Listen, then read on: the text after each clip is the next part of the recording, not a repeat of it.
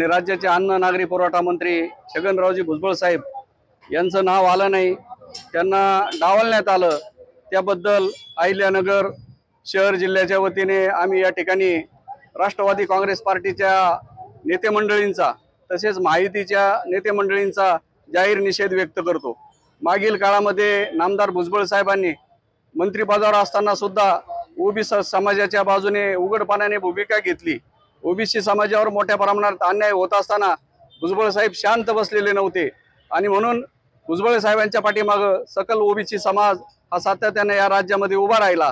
त्याच्या परिणितीमध्ये राज्याच्या विधानसभेच्या निवडणुकीमध्ये भुजबळ साहेब महायुतीच्या बाजूने आहेत, म्हणून राज्यातील ओबीसींनी मोठ्या संख्येने महायुतीला मतदान केलं आणि त्याचमुळे महायुतीचं बहुमत राज्यात प्राप्त झालं।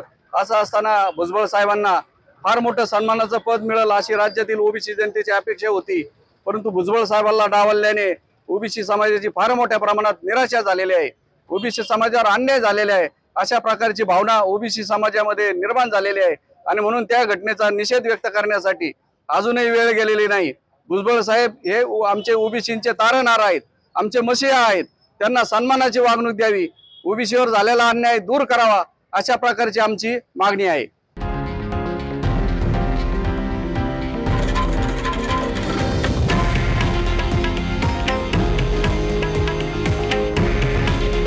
हे आहे देशातील नंबर 1 न्यूज नेटवर्क आणि आपण पाहत आहात TV9 मराठी। काळजी तुमची, हित महाराष्ट्राचं।